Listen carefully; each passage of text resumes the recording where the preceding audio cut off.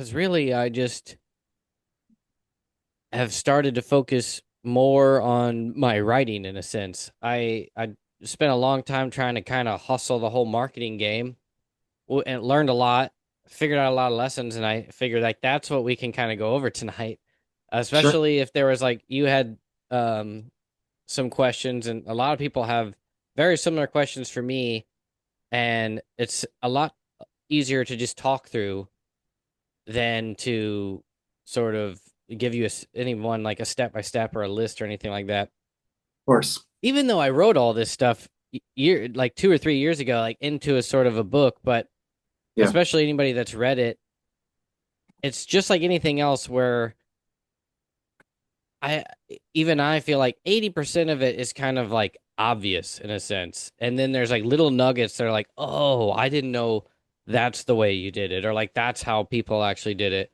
And it all Right. comes down to, unfortunately, it's like the truth behind everything is like the two things that matter are money and how much you're like spending on things. Um, and how you spend that money is various different ways. It's not just like ads, but it's like paying people essentially to help you get word of mouth out, because the other big factor is how much organic word of mouth is out there for your thing. It's like no matter what you're doing, whether you're writing a song, making a music video, writing a comic book, having a movie, and all these things take lots of time and a lot of money to put into, and production value. And then at the end, like almost every one of us is in the same boat, whether you spend $100 to $1 million to do an indie film, or you spent a few $1,000s to create a comic book. We're all sort of doing the exact same method of trying to get it in front of people. And it's almost the same structure as far as where are the channels of people that people watch to consume whatever you created, and how you get to those is either money or organic virality. And you sometimes people will pay for that virality, and other than that it just has to be natural. And if you don't like kind of just have the thing that clicks, the where people are just like, oh, that's what I like or whatever, that it's like that's the biggest factor. And then everything we're going to talk about today is just like, well, how can I at least get the spark going? Like if I at least know like where, and there is like a chain, there is like a line of, well, if I get it in front of this person and they like it and they shout it out, they have the ear of this person who is connected to this thing. And when it's on that thing, then it goes out to a larger group of people. And if those people like it, it's like that kind of a thing. Um, I don't want to just talk forever right at the beginning. So let's back up and just tell me, tell the audience a little bit about yourself and what projects you have coming up. Well, the big project I have coming up is Holmes Undead. Um, that is going to have a pre-order campaign or crowdfunding campaign. I like to call it pre-order campaign. Um, but that'll be starting really soon, like on Monday, hopefully, as long as we get all our ducks in a row. We're in the holiday right now, so I'm not sure if the people at Zoop, how much they're working over the weekend. So we'll see what happens. But it's going to launch, if not on Monday, sometime next week. So Holmes Undead is the big project. And so super excited about that. And first issue's done, and I'm not wasting any time. I'm launching it as soon as possible here. And what you said about word of mouth and like finding the spark, to start the whole thing, that's been big. And you were a huge help with that, when we did a call, a few months ago or whatever it was. And one of the things you talked to me about was Facebook groups specifically. Mm. You talk about nuggets, that you hear that stick. That Yeah, was yeah. yeah, that was one of them that stuck with me, and that really was kind of the spark also that started the whole thing. Like I'd been doing YouTube up to that point, and I had just been giving my, humble, commentary on comic books that I like. And in those videos, I would talk about Holmes Undead and promote it and show whatever I had to show, uh, as part of the video. And so I had that going, but the Facebook group, you know, on Facebook and the groups that I was able to find and get into, that made a huge difference. I collected a lot of friends and a lot of people, and eventually I started my own group for Holmes Undead Okay. and Yeah, yeah. collected a bunch of people. After promoting it in other groups, started my own and filled it up with 60 people like in a day or two, which I was happy about. No, um, yeah, that's a lot. yeah, and it's been growing by little bits since then. But that was big, and then Facebook, and then I started doing the same thing. Um, well, not groups, but I started making videos on TikTok and talking about Holmes Undead. And at this point, I've kind of made TikTok exclusively just Holmes Undead stuff now. And I started off there getting really minimal views, and now I can post.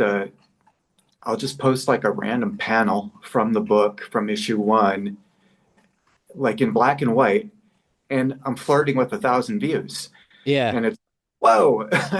I don't understand.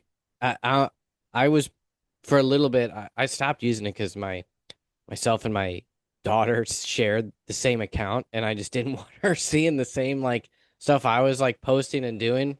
Yeah, So I just like eliminated TikTok. I was like, you don't need to be on TikTok anyway. Um, but at the time, it was crazy where you'd be like, I'm not posting nearly anything. Anything I tried to make a good video or yeah, whatever got nothing. And then I'd post just like, yeah, like one panel or something, and it would just be like tons of people, and then like comments on it of being like, "What is this?" or "Where can I find more of this?" And it's like, really, like what is it about this one? I've the same, if not better, ones that were released in different videos, and those got nothing, or less than 20 views or something like that. yeah. Um, Yeah, I had the exact same experience. Exactly. You put the ones I think I'm like excited about, like this one's going to do great, and it doesn't. And then I post a random thing, and it blows up.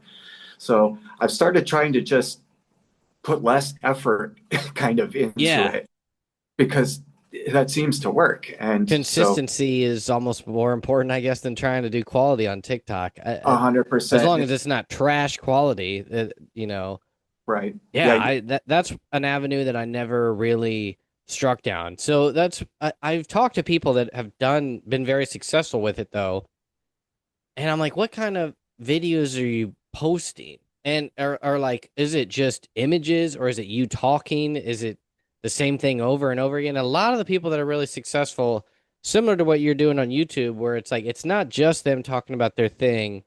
It's like they're mostly, once again, it's like everything else. They're giving the viewer somehow something valuable to them that's like not necessarily recommendations of books or something like that, but like their um reactions or something like that. It's like them showing something and being like, "Did you see this?" And like it's just the same thing where it's just like an image from another book, or and a lot of it can be uh like just whatever's like interesting in the moment, even if it's not today. Like if you just spent every day kind of looking at something interesting and just were saving images, you could probably get 10 to 20 a day from Twitter and other stuff. And then the next day like you just go through one thing and just be like, this is, why do I like this, or why is this interesting to people? And then the people watch something that's just like it's a striking image of whatever it is, a guy on top of a chimney, and then someone being like, "Man, how did he?" It's just somehow you have to make it to where it's not just. It's like what hits people is to where they're hooked by whatever they're seeing, and then your reaction to whatever it is that they're seeing, because they want to see, it's like they see something and then they want to know, how should I react to this, or how are other people reacting to this, because like this made me react. So it's like a that's why I think the reaction stuff is so popular all over social media. It's like it's a perfect balance of like, whoa, that's weird looking. What did that guy think? And then I can sort of be validated by what they think or be triggered by what they think, and it's just like crazy. And then if you just add in that it's always the same kind of thing, you're reacting to comic books or reacting to a specific genre, and that's where people find like a perfect balance of they're basically promoting their own stuff inside reaction videos or book recommendations and stuff like that. Yep. um but yeah, I just haven't figured figured out to really put in the effort to try to do anything like that. I've never even figured out like how to what's a show I really enjoy doing other than like just talking to people trying to make comics, you know? What I've been having with success with on TikTok is just a simple, just one image. Like I'll just pull a panel that I think is cool from the first issue, and maybe a black and white, maybe color, and uh, just a cool image. And then I'll put some cool music, that TikTok provides to it. Some really dark, ethereal violin, maybe music, because it's all Holmes stuff. And then maybe just a simple caption, and that seems to be working better than anything I did before. Any comic book commentary, me talking, anything. Just image, cool music, cool caption. That's it. Bob's your uncle. I mean, and I watch them, and it's that lately they've been flirting with 1,000 views. I helped that along a little bit by a couple of them I paid for. Like you could pay like $8, $10 or something, to blow it up for a Yeah, day. yeah. So I did that a couple times, and I accumulated a lot more traffic, followers, and probably got into people's algorithm from that, and it made a big difference. Now, I get way more, and I don't have to pay for them anymore. Like I'm flirting with 1,000, and I don't have to pay anything for it. Not like it was much to pay for to begin with, but uh, I like it organically better. Obviously, that's better. No, yeah, but I think that they do. It is like a pay to play game, and they're like, as long as you pay something, like you're in the game. And Yeah, then once it's almost like you pay to get the first base of in the algorithm or something like that, and then once you hit a threshold, they won't really let you go over that until you pay again. You don't necessarily have to pay every time, but you have to at least like flirt with it, like you're saying. And I did that too on Facebook, and that's uh, th- there's a if without talking too much on going on another rant, I've another thing I found is unfortunately one of the other things aside from like paying or like spending money on things is consistency. You have to do big something every day, every day. and like no questions asked.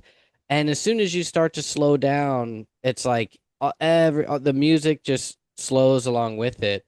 Yeah, From my YouTube channel to Facebook, like so when you're like in it and you're going heavy, if you're basically paying for doing videos for YouTube, TikTok, images, editing these things, posting them, doing ads, getting them to go to your email list, emailing your email list, interacting with it. Like when you're doing it all, which is almost a full-time job. yes. I was doing it every day whenever I got home for hours and basically like preparing what I was doing today and then doing tomorrow and responding to everybody from the day before. And but it just wears you down. And that's like I did Yeah. that for a year. I built up my YouTube channel to like 2,000, my email list to like 3,000. I was having people consistently like building business, but um that's the thing is like you hit a certain threshold to where the amount of work does not balance out to the amount that you get in. So it's like you're starting to get traction and like kind of everything you need to keep going, but without sales in a sense or like some kind of income because I like it becomes so much time that it's like it is a full-time job and you can't do it with everything that you have going on if Yeah. you have a full-time job. And I essentially have a full-time job and a second job in between trying to do all this comic stuff. So it was just like I had no time, and it was just like I had to choose like am I going to go full time with this or am I going to slow down with the comic stuff? Because like I just can't do it all. Yep. And I basically chose to slow down with the comic stuff, um, rather than go all in full time. And that's the thing is like I probably could have made it work out, but we're all sort of everyone seems to hit that stage to where it's like it's the dream to sort of go full time as a creative person, no matter what it is you're doing. If you're already a writer in one of these industries or an artist, everybody is you get burnt out even in the industry just working for somebody else and you're doing that all the time and then you're trying to create your own projects and we all have the dream of just going full time with our own stuff and being like I'm just creating my own IP and I'm focused all on that like that's the ultimate dream but that's the 1% Yeah. and I'm one of those people that's I don't even work full time in the industry. I work in a separate industry. I work in hospitality and tourism and stuff like that. So I'm not even, my life, even in one stage, is totally disconnected from everything else. If I at least had sort of an industry where I'm in, if I'm attached to the industry as my day job, I would still be in the up and up on all the sort of editorial dramas of what's going on economically and politically in the entertainment sphere, but I don't. So I have to then spend time trying to catch up on all that. And then you go down to the lower level of what's going on at the mid, indie, and self published level of things. And that has its own drama.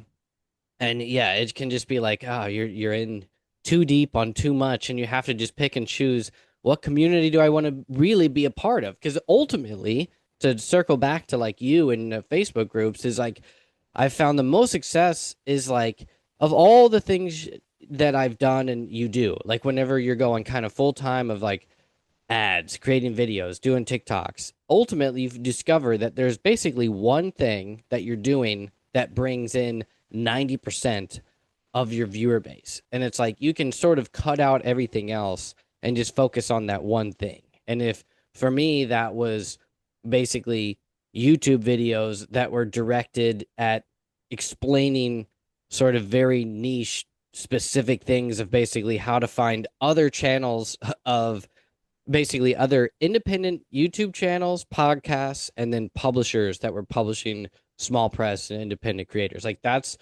most of the people that I was gathering to either read my stuff or follow me. That's all they wanted to know is like who's doing this stuff like this, who's either promoting comics and who's publishing comics.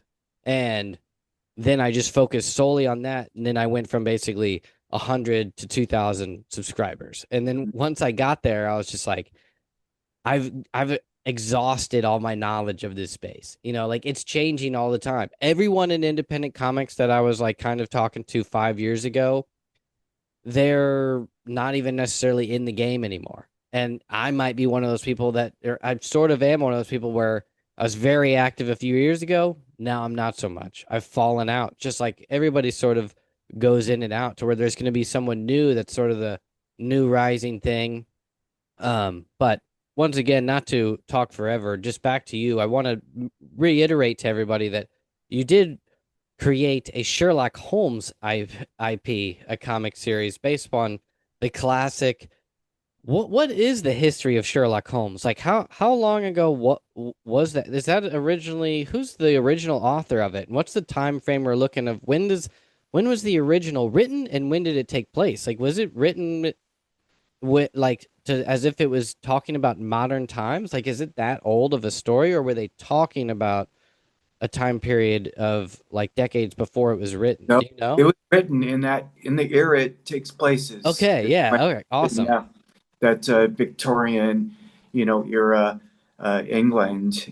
Arthur Conan Doyle, Sir Arthur Yes. Conan Okay. Yeah. Doyle. Yeah. Yeah, probably familiar with that name. And yeah, he, I think what was it like 60 stories or something like that was his body of work, something like that. Four novels, I think, in there, and a bunch of short stories. And yeah, so that's late like 1800s, the Victorian 1890s, areas. yeah, 1880s, 1890s. Went through the early, tens and twenties of the 1900s. So yeah, right around there. Obviously, it's very old, so it's in the public domain at this point, and which is one of the reasons why you see a lot of adaptations of it. Even now. I mean, this long later, I don't know any other literary character, who has this kind of staying power, and is still, except maybe Jesus, you know. Yeah, there aren't Um, many. Yeah. no, It's like and James Bond, yeah, Sherlock Holmes. yeah. You could name them on less than two hands. I mean, right now it's been well over 100 years, and right now there's two TV shows on TV, two, Watson and Sherlock and Daughter. Um, not to mention all the recent ones like Element, Sherlock. yeah, Sherlock on Uh, BBC, Elementary, um, yeah, it could be. Yeah, it's a lot actually if I plus the probably dug movies, into it. the Yeah. Downey movies, and so it's Sherlock Holmes is not going anywhere, Well, how like hardcore are the fans you found on Facebook? Like, are there people that actively talk about the fandom in the same way the Star Trek and them are all about it, Yeah, to where like people could just talk about specific episodes yes. or specific short stories? You have no idea the Uh, niche that exist out there for Sherlock. Yes, just like a Star Trek fan is called a Trekkie, Sherlock fans are called Sherlockians. That's Whoa, a okay. that's a real thing, and you could look that up. And yeah, so I mean, and it's global too. It's not limited to any one place. It's 100% global, and Have you tried Discord groups or Reddit or where people are well, like active in those groups? it's funny that you mentioned that because the artist on the book, his name is Virgilio Calcagno. He's in the Dominican Republic. He's extraordinary, a rising star. I have more to say about him, but uh, um, yes, he does red. He uses Discord rather, and Okay. he was talking about doing something with his Discord, but he's so busy with working on Holmes Undead, and he takes work on the Fiverr platform, if you've ever heard of Yeah, that. yeah. So, he's really busy, and it's hard to get him to do the Yeah, social. if you're good on Fiverr, everyone wants you. And if you're bad on it, you could never get any work. He's good. He's good, and Nice. Yeah, so he's probably got it endlessly.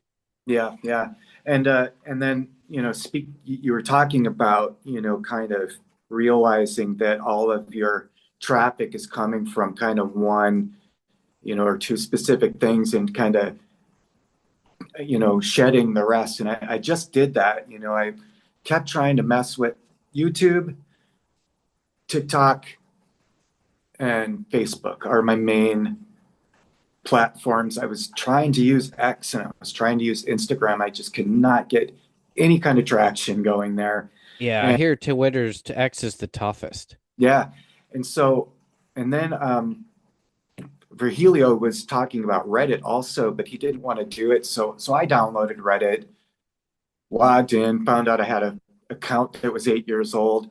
So, I log in, I post the motion comic trailer for Holmes Undead, and within like a couple days, it's flirting with 1,000 views. Nice. Well done. It is a First great post. trailer. Yeah, it is a great trailer, but that was First my post? Yeah, nice. first post. So I was like, okay, screw X and screw Instagram. I can't Yeah, get just keep. anything done there. And so I'm just going to focus on Reddit, and the Reddit's going really well. Like I'm getting a ton of views and upvotes. And I've only made a few posts, so far, 5, 6 posts, and so that was really surprising. It Um, is interesting that you're saying like some of the most powerful or the most traction you got was from single images, because I did notice that on X, a lot of things are just people posting like one page or even just one panel from like a random manga, and people just eat it up and yeah, they don't know what it is. They don't really care. And yeah, and that is the other factor, is how do you, once you get the funnel of people that are like liking an image or whatever, how do you then like get them to then go, where's this from? And click the Yeah. link. It's like trying to capture those people is a whole nother thing. And that Yeah. was another problem I had to where, especially on Facebook, I would post single images from the comics and stuff and covers and get a lot of traction, a lot of likes, and none of it would transfer into any sales. And a lot of times people would think that what I had wasn't comic books. They thought I was promoting a video game or something like that, or a board game, and would just be like it. And I got a lot of people to link to my website, but then yeah, once they're there and they think they're getting a video game, they're like, oh no, this is something else, and it's not even out yet. Like, and just you lose them, and I can't get or at least at the time when I was really trying to drive it. It's like there is like what people pay for, or in theory, it's just like everything else.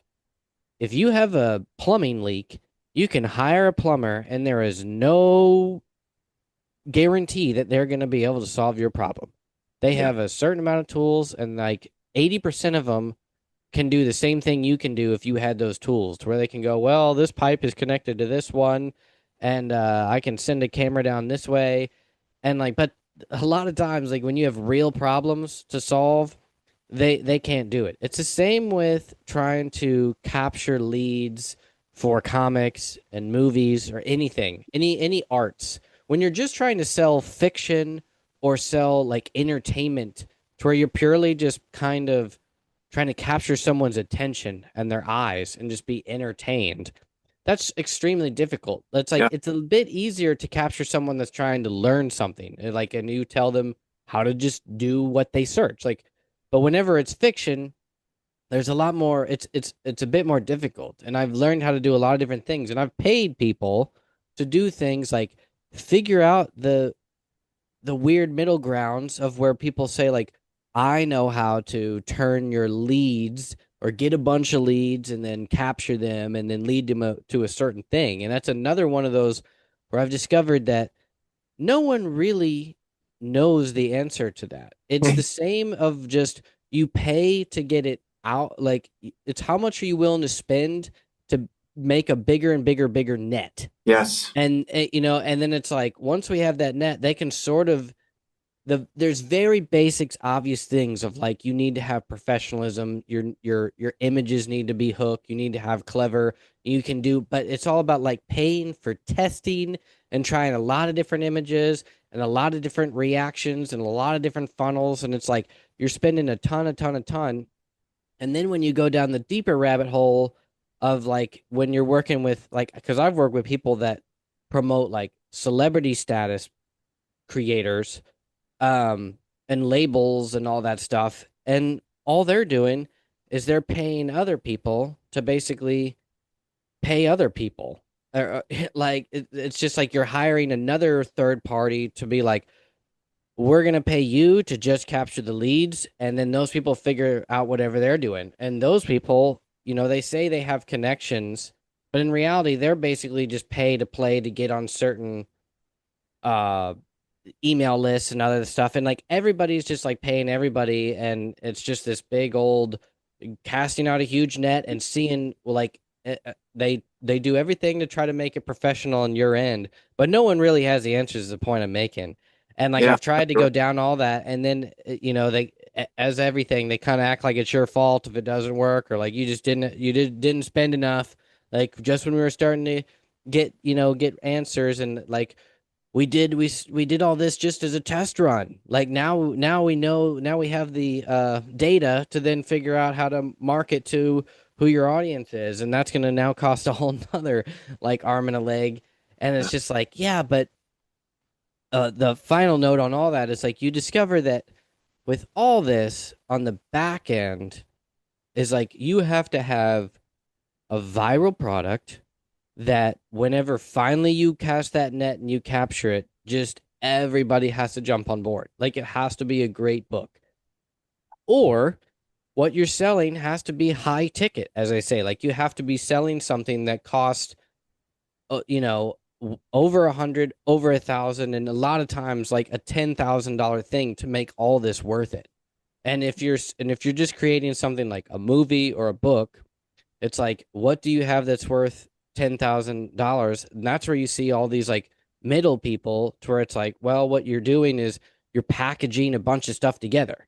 So you're selling things to wholesalers that can go, I have 12 different movies that are all in this genre that I can just sell as a package to a certain person. And you're not selling to the individual readers and to the individual viewers. You're selling to the distributors. You're selling to, and it's the same with comics, where like you're kind of ultimately selling to the comic shops, and they're the ones that are trying to sell to their readers. So you have to sell the guy that is at the comic shop, and what they want is a consistent something that they can keep selling. They want an ongoing series that has major hooks, and that they think will be a hit with their readers. And um how they get their data on that is basically watching people on YouTube, and they are influenced by influencers in the same as everything else.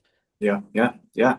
I think you're right. That part of figuring out how to drive all those people in these, over here, over here, over here, over here, in these different platforms into one place that's the trick. And I've, been racking my brain trying to figure out different ways to do that. Ultimately, it's going to be just kind of crossing my fingers. I mean, ultimately, it's going to be I've done as much promotion as I can on all these platforms. I've collected as many fans and followers as I can. I've shown them some really cool stuff. I've talked to them personally when I could, and now the campaign is up, and I need you all to go. And I just have to hope that they do. Kind of, there's not much else that I can do, at this That's point. what's cool about indie comics is you don't have to do much else. Just releasing the book will do 90% of the work now going forward. The downside to all this is like now you have to keep going. It's Yes. just like anything else with like people that read web comics and read series, people that read novels that or write novels, they are constantly how they become self-sustaining authors is at the end of every book they basically put a cliffhanger that says read the next one, and then they make a discount to like subscribe. And it's the same with comics essentially, where we just you're wanting people to binge your work, Yep. every week, every month, or whatever they're reading your series.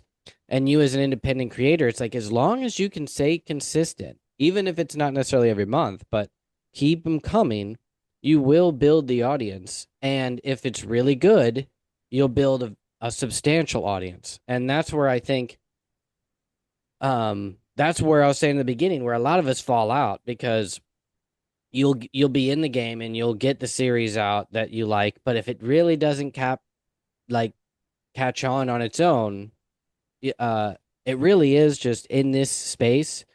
It's either you have it or you don't. And if you don't, you just sort of dwindle out. And if you have it, you'll keep getting readers as long as you can put forth the effort. And then you lose people if they just lose the will to spend that much time on these things, because they do take a lot of time. Um, or B, like the audience just for whatever reason does stop liking it or reading it. And there's so many factors of why that may happen. Yeah. You could lose your artist, and then that artist might have been what really people were latching onto, not necessarily your writing or the story. It could be people don't like you as a person because your group for some reason was, it could have been you're a part of a church or something like that, and then they're like, oh, he doesn't, he's now a part of a different church. There's all kinds of reasons why you lose readers or lose a fan base, and it's like you have to factor all And that that in. stuff, and that stuff even happens at the highest levels Yeah. still. And those things, I could point out a couple of examples of those things you just mentioned happening at Marvel just within the past few months. Mm-hmm. Uh, what the Age of Revelation is, I don't know if you know what that is, but it's a big Marvel event. It's tanking, and it's a big Is it exhibition. due to the creators? I think it's Partially. dude, I think it's partially no name, a lot of no name creator. I mean that with all due respect, but not the top flight Yeah. artists and writers. So I think that's part of it. I think Marvel has a bit of a stink on it right now from just putting out a bunch of stuff that fans don't necessarily love, including some of the movies. And so it's those factors, and Well, they also haven't had a like breakout hit new creator at no, Marvel or DC that I know of, other than maybe they've got some Phillip at Kennedy DC. Johnson like 10 years ago. They've got some at DC. They've got like this guy Dan Mora, hot Okay. I'm sure hot there artist. are. I just, yeah, it Yeah. hasn't like struck in my news feed of like people really talking about, and this there you're seeing more of people being like so and so is gone, or like they're not liking certain creators. There's not like, oh, this is the new one that people are like latching onto, the new rising star. Marvel's got real problems with that right now. They really do, and it's showing up, in I think in their sales and overall, their overall perception, by the fans. So they need to, and I mean that's Marvel. I mean that's the house of Marvel built the superstar artist practically, Yeah, yeah. especially in the early 90s, and so it's weird that I think they got to a point where they didn't want to have superstar artists. I think they wanted it to be about Marvel and not the artist. Probably some leftover, some residual, effect of what happened in the 90s with Image and those guys, but it's biting them now. It's backfiring. It's starting to turn around and bite them, I think, because Oh, yeah, I think they're so. losing interest in a lot of their books because of it. And The DC, on the other hand, is having the exact opposite. They've got a lot of talent over there, and it's selling books. and yeah, now they're winning. Yeah, it Yep. is. It's kind of funny to the fans of Marvel, especially for those that were hating on Marvel. I will say like from my end, like I would watch a lot of videos and stuff of fans of Marvel that are talking about sort of the poor decisions of the editors that are making. They're hiring sort of these authors and artists that are not true hardcore Marvel fans. And I was actually one of those that like had pitch meetings with Marvel, and I'm not well versed in Marvel or DC. And they were paying attention. And so of course, like what I'm pitching are very off the wall weird things that are based upon characters with no relation to anything else going on in the modern universes of the stories they're telling. They're all one shots. They're all kind of unique things, and they were taking an interest in that. They ultimately passed on it all, but to the credit of the people that are hating on Marvel for saying like they're doing that kind of stuff, where they're hiring people like me who are not well versed or even care that much about that. It's like don't hire those kinds of people. Well, maybe it was my writing, but I think also that in the grand scheme, into the way I see it in general is to give everyone their credit is like you do not get these jobs, you do not get glory in any sense without something you did that was impressive. Yes. And there are plenty of examples that people trash on writers, editors, artists that are either new or at this point um, I'm trying to think of like Heather Antos was a big one that people hated on as an editor who kind of in their minds went from zero to the very top very quickly. But it's like I compare a lot of this stuff to everything from like people hating on Justin Bieber and things like that. Like there's a reason people are famous, and even if you take into the accounting of like, well, they were sort of just handpicked by the lords who just brought them up. It's like, yeah, Still, but they were still handpicked by the lords. Like yeah, they don't just pick anybody. It may seem like that to you, but there was something going in on the other side, and it may not be pure talent, and like that's understandable. But there's something that was going on there, and it did latch on to where it kept going yeah, because you can show all the examples of where plants don't work. Plants meaning like people are brought up and brought to the spotlight by the gatekeepers and didn't organically rise by building an audience themselves. Yeah. And it's like you will watch all of them fail. It's like you can watch all of, and if they're still in the game, they're doing something right at a certain level that you're not seeing behind the scenes. And like we can talk trash on all of it. And everyone, so my point being is like with the editors and all the powers that be at all these organizations, when you do talk and see the behind the screen, it's very much the same as everything else in everyday conversations of any other corporate structure where like there's a new boss that comes in and says like, well, we got to do this and we got to cut this and we got to do that. Not everybody agrees, and then like there's a lot of moving parts, and everyone that gets invited to the table has to have some kind of real skill set. And there's nobody with like pure nothing that's just like making it out there. Like most of the time, even in these cases at Marvel, DC, or really any other publisher, it's like you do have to pay your dues. Like most of the time, I feel like with a lot of people that are just talking trash, it's like they don't have the skill sets it takes. They're like people that watch professional sports and just talk about how somebody should have not thrown that pass or whatever, and it's like And when they win, and when the team wins, they say we won. yeah, yeah, exactly. There's a lot of whatever you call that, like backseat drivers for the comic industry, people that cannot write or think that what writing is or being an artist is much simpler. It's just like any other professional thing. And yeah, I don't know. It's just like once again, point being is I have a lot of disdain for a lot of the decisions that are made at the higher ups in both the film industry and the comic industry, but at the same time, a lot of respect for everyone on all ends. And it's Yeah, like if someone made it, I give them their flowers, they because got it's there. like it's tough. You're right. They got there for a reason. It's easy to look from the outside and never see all the hard work that went into that person that we're talking crap about. You don't see it. You just see the success. It's jealousy, I suppose.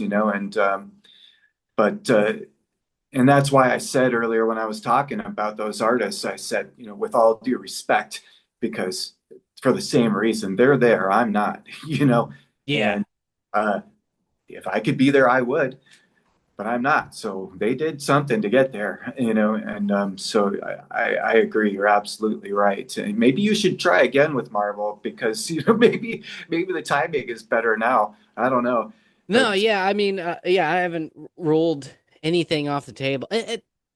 I did come to the conclusion, and in a positive light to all this stuff is like, for people especially that have been watching my channel for a while now, it's really only 3 years old, but it feels longer because I've been doing this stuff long. I started the channel after I gathered a lot of the knowledge that I have about this space, and but I after I did a lot of the whole learning and teaching thing, I now realize that what really matters is how well you write. Like at the end of the day, it's like, do you have a story that captures people? And I think the key factors that are important in that lesson and in the stuff that I talk about on YouTube is it's not just about how great of a writer are you, but it is about what are you writing? Like, are you writing what people want to buy and what to read?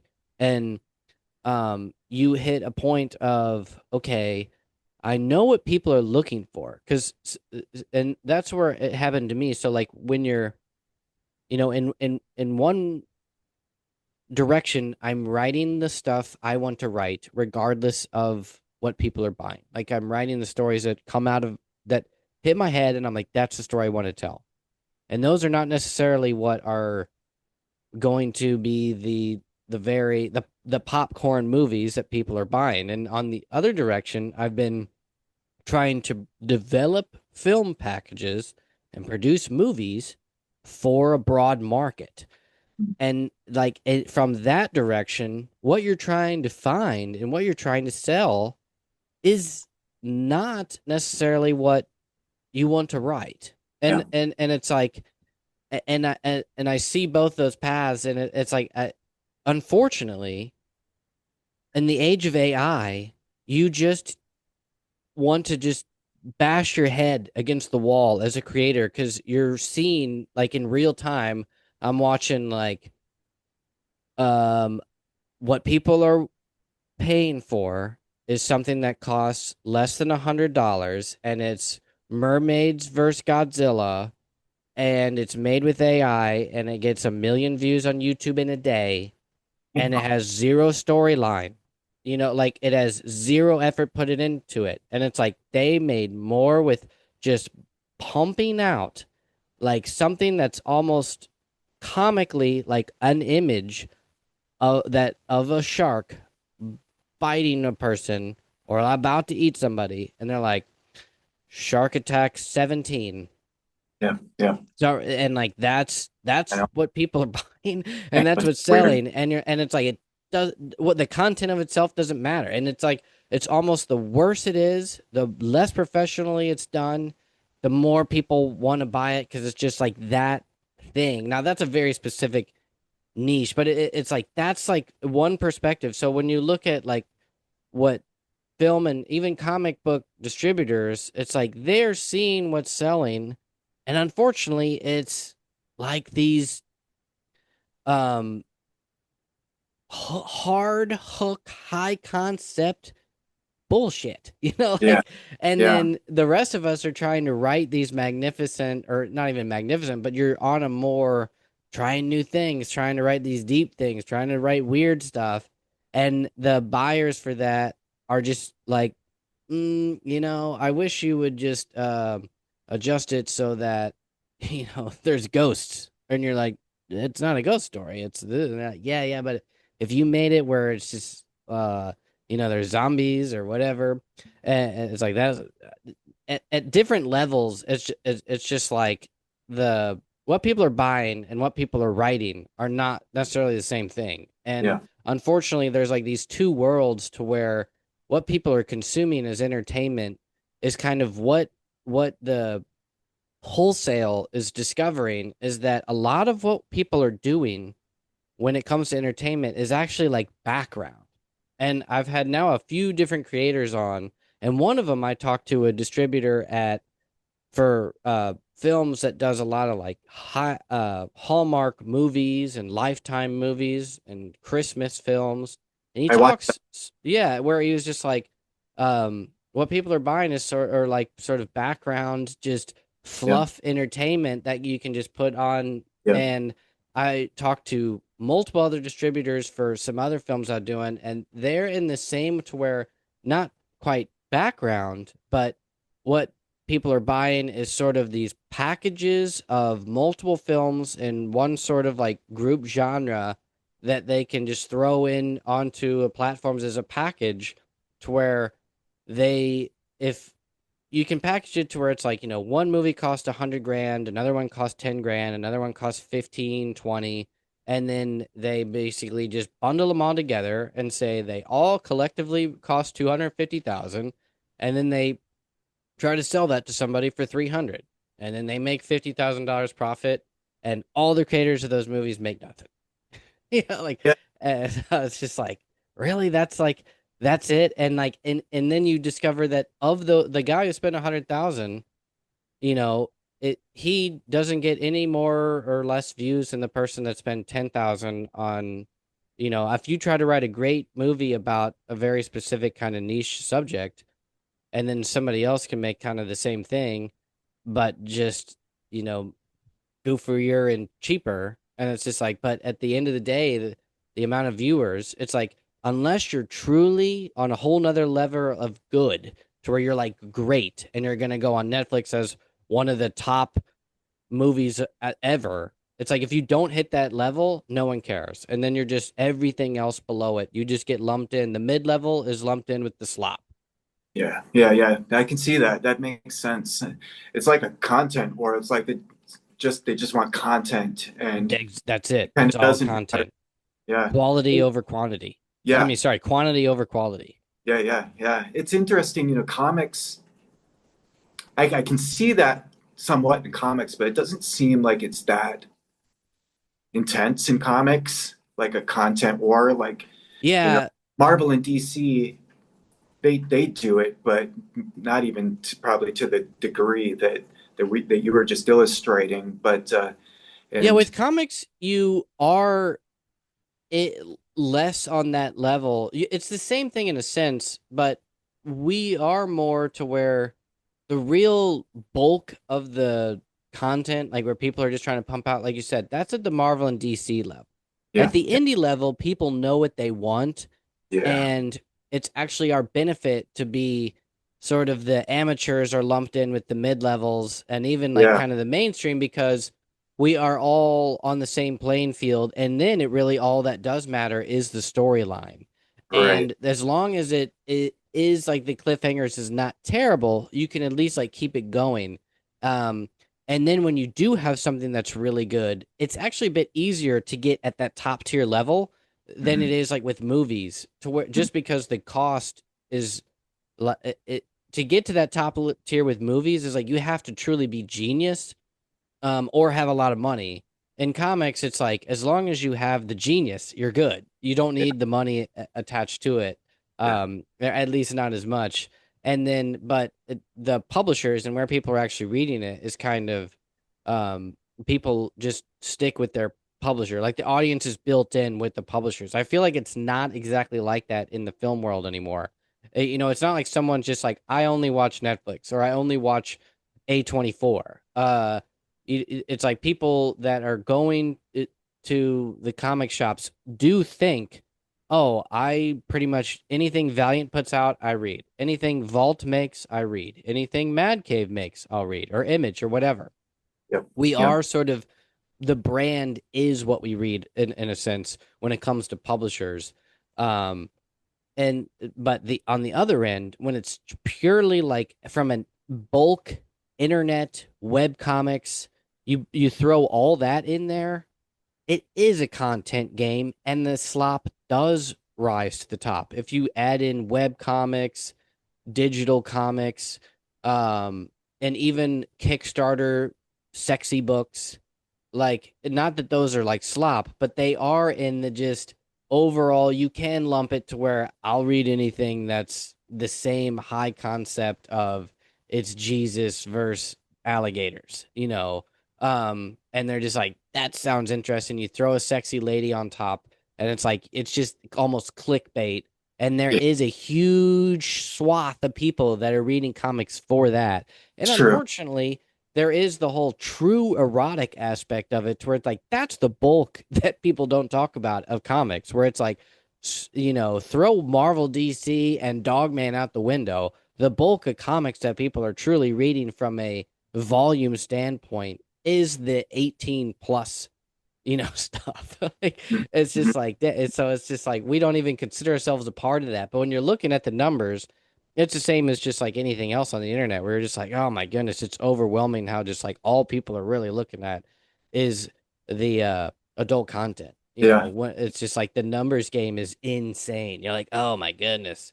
It, I see that when I go on Comixology, I'll go on Comixology on Wednesdays, Amazon to see what comics I'm looking, I want to buy. I buy all of them digitally these days, and you'll scroll through that and you'll see, the slop, right next to DC and Marvel. There could be some manga with all the nudity blocked out right next to yeah, a it's DC or Marvel book. unavoidable because Yeah, they lump everything together because mhm. it's sort of viewer based and yeah Which is good for nothing me. wrong with that but It's good for me. I mean, it's great for me. I would love to see Holmes Undead sitting right next to and even in the comic shop, you can see that on the yeah, shelves.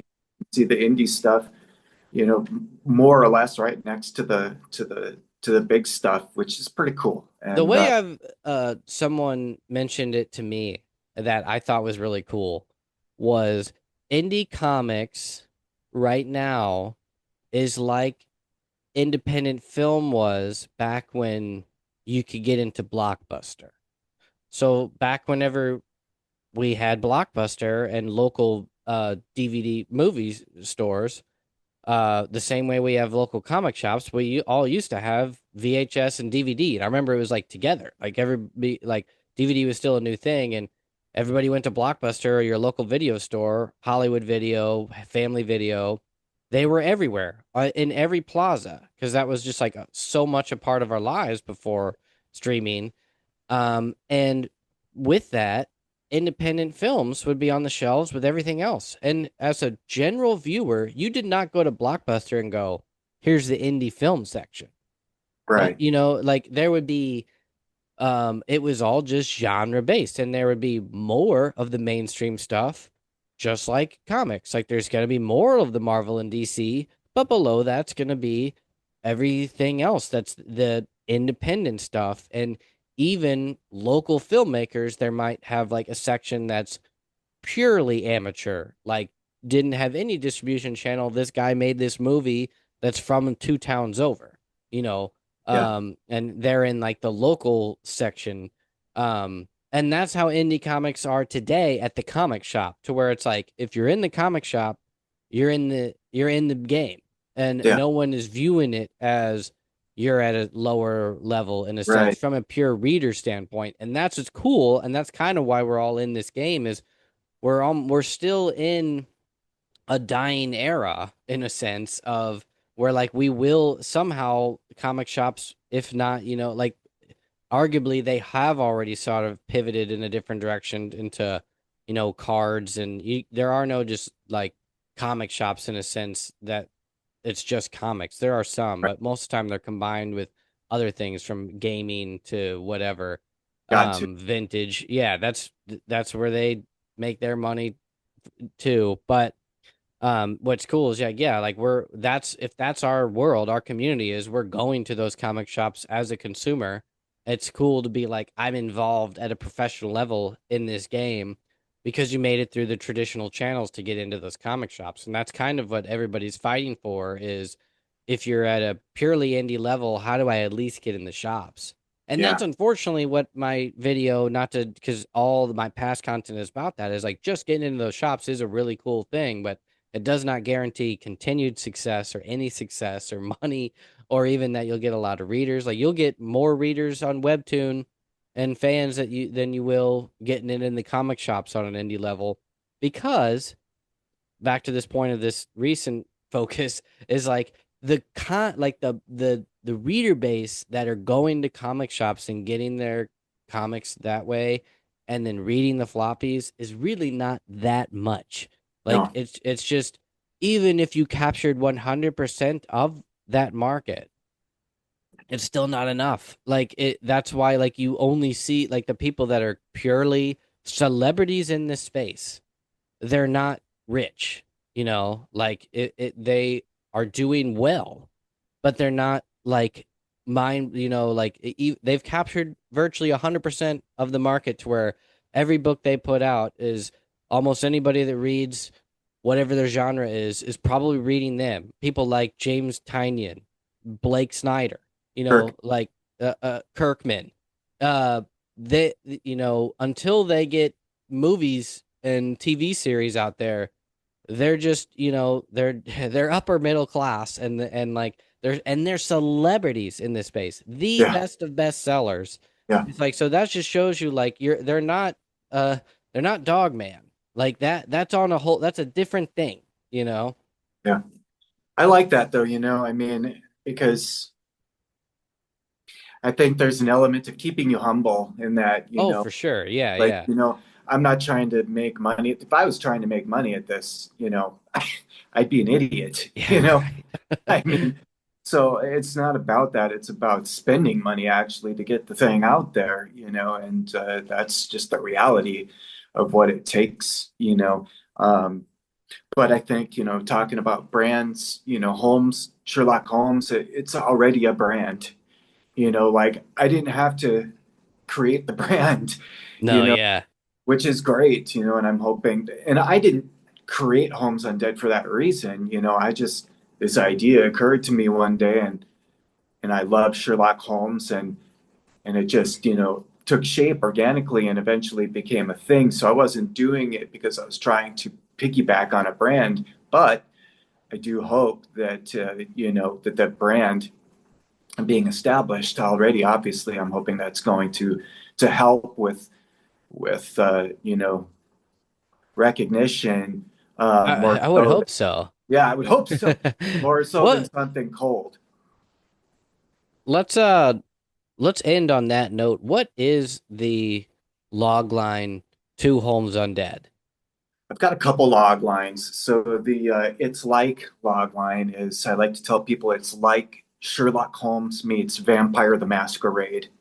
So Vampire the Masquerade is a role playing game about vampires, and been around for many years at this point. So that's one of my log lines, and the other log line I like to tell people is, when you have eliminated the impossible, whatever remains, however improbable, must be the truth. Moriarty was a vampire, and Holmes had been bitten. That's the log line, and I think it's hooky and catchy. And then along with that, I've been showing people, including the motion comic trailer. That's the motion comic trailer was made from the first 3 pages of issue one. The first 3 pages of issue one are basically the hook of the whole series. We put it right at the beginning, and if people aren't intrigued and hooked after reading that, then there's nothing I can do. But um, I can't but remember. Did I ask you before? Has this been done in any of the traditional canon of Sherlock Holmes? Anything to where it's supernatural related on yeah, his perspective? um, not in the canon. Okay. Well, there's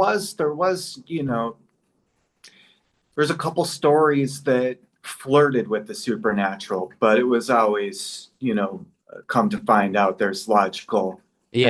explanations for everything that was going on. Um, outside of the Arthur Conan Doyle works, there's all sorts of stuff. I mean, there's Yeah. Okay. myriad. It's been around so long. There's been Was there anything else very similar to where people did fan fiction to where he was a vampire or anything like that or facing zombies? not that I've been able to find, like, but there was a recent. I can't remember who published it. I can't remember the publisher, but there was a recent, maybe, I don't know, less than a decade old, probably, a series that did have Holmes facing off against some supernatural, like I think one was Dracula, one was, oh gosh, I can't even remember, but maybe Jekyll and Hyde, uh, That's but interesting. Holmes himself wasn't, the supernatural being. Yeah. So that's what's different about ours, is that in ours, we have Sherlock Holmes in modern day as a vampire. He's survived to modern day because he's a vampire. He was bitten at the Reichenbach Falls. He was embraced. He was turned at the falls in his legendary fateful confrontation with Moriarty, by Moriarty, because Moriarty is in fact a vampire who's hundreds of years old, and that fact is why Moriarty has been able to build this legendary web of, you know, uh, this legendary criminal empire, that he's known for, because he's had centuries to do it, To to fine tune it. infiltrate, his himself into all corners of. And by modern day, by the time we pick up, um, God knows how far his reach goes. Could go into global politics. You know, um, so um, so they're still alive in modern day, and our story picks up when the last of the Watsons, a descendant of John Watson, the fifth great niece, her name is Gionne, Gian Watson, comes into possession of, after a death in the family, comes into possession of a box that contains some secret old journals by Dr. John H. Watson. And Moriarty also wants what's in that box. And Gian takes the box home, and her landlord, Mr. Hudson, who is a callback. It's a callback to Mrs. Hudson, Holmes and Watson's landlady, who's not actually Mr. Hudson. um, it's actually our star in disguise who's been watching her this whole time. And so then Moriarty's agents descend upon the place, and the adventure begins. They're in pursuit of the journals, and Sherlock and Gian uh, flee, mad dash across London, and Gian sees Sherlock do a couple impossible things, and our story goes from there. So it's It really cool. sounds really cool. Yeah, I'm so you're about to go live with that on Zoop next Yep, week. yep. Happy Thanksgiving, by the way. Yeah, happy Thanksgiving. Um, so I'll try to get this posted as soon as I can, um, before this weekend so it can go live at least in the first week that you're doing it. I'm really curious to see how this goes with Zoop. Me too. Um, and then we'll try to hype it. How long's the campaign? A month? About a month, yeah, that's what they suggested. Okay. So I set it for to go from Monday, which is Cyber Monday. Hopefully, it gets started that day. Like I said, we'll see what happens, but I thought that would be a good day. Um, Yeah. and I asked for it to go through. I think December, it, Christmas. I think it ends on New Year's Eve, is Okay, what perfect. I said. So, um, you know, small goal that we're trying to reach. I'm not concerned about the overall, you know, funding goal. I'm more concerned about, I'm far more interested in the amount of people that come and pre-order the book. For So sure. I set the bar low, the funding goal low. Um, it's hard to fail because I don't really care about that. I care about how many people come and buy it.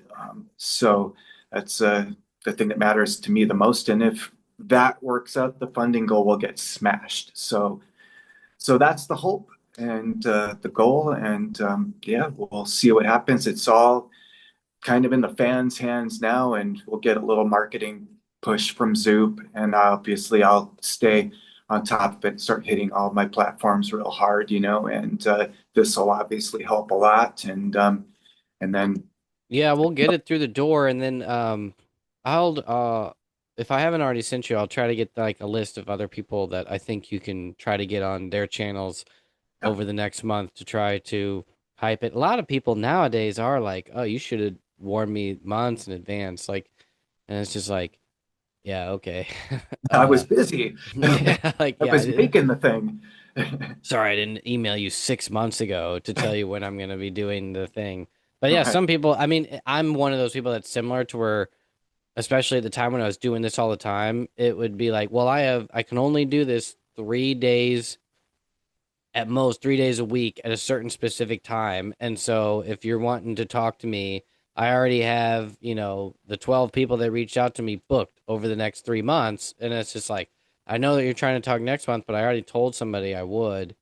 That's how it's this game. All of us are doing this like part time as a hobby. It is just our glorified hobby that Yeah, it's interesting is like it's like one of the few hobbies to where it's kind of like video games to where it's like most of us are just playing the games, but if you happen to be really good at it, you can become a legendary player, like yeah, professional at it. It's the same with comics. It's like, or really not just comics, but being a creator in any way, shape, or form, whether you're an artist, musician, it's the same. Where it's just like we're doing this because we love it, And then if we happen to be really good, there's a lot of positive upsides on the other end.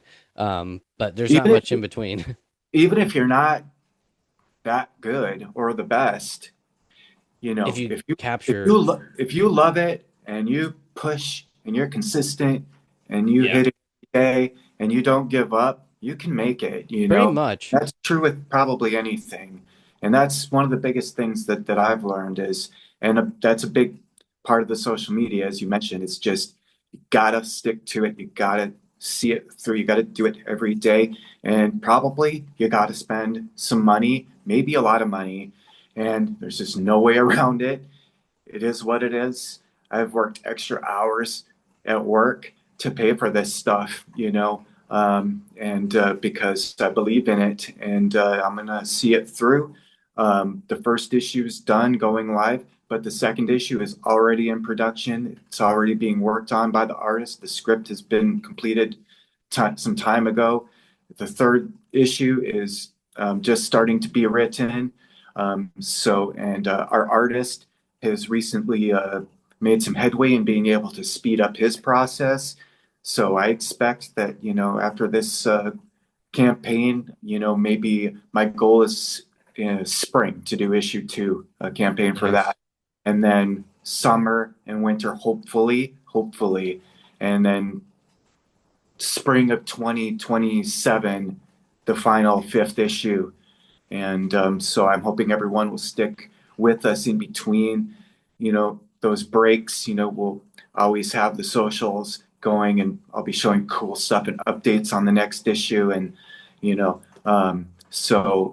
always be something cool to keep people interested in those waits between issues. But that's kind of the goal and the process I'm looking at for the next year and a half, couple years here for Homes Nice. on. That's not mad. That's not bad of a delay. It's not No, as it's not long as too mine. bad. Mine's are like years apart. Well, it was going Cool. to be that, but we went to New York Comic Con, and our artist came all the way from the Dominican Republic up there to show his portfolio, and he got some great advice from a few high-profile artists like David Finch and God, who else did he talk to? Somebody.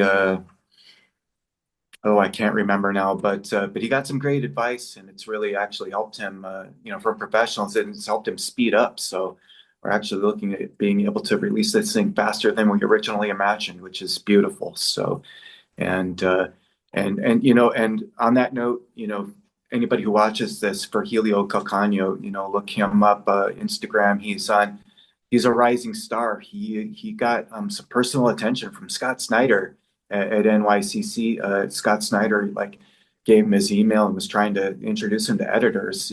So Awesome. he's going to be doing it, I think, for the big boys someday. Yeah, if you send me And the links and stuff, I'll post them in the show notes or the description of the video and stuff, and I'll try to force people there. that'd be great. That'd be great. And if everybody just goes to homesundead.com, they'll learn everything they need to know there. They can link to Zoop from there. They can see the opening scene of the book, some sweet pinups that I had done, and learn all about the story. And so homesundead.com, or if you even just Google Homes Undead, everybody will find it. So Heck that'd yeah. be great. Yeah, I'll put it I'll put the link in there. That's the best way to do it. Just the thank you. website right there on the front of the front page. Just go to the campaign. And then when you have the next campaign, it's right there at the top. Exactly. Yeah, appreciate it. Thank you very much. Well, we will do this again when the next one's launching. Thanks a lot for coming on. And Thank you. I'll try to make sure to have this ready at least within the first week that you go live, and I will let you know when I do it. And we'll try to make this thing a big deal. Appreciate it so much. Thank you.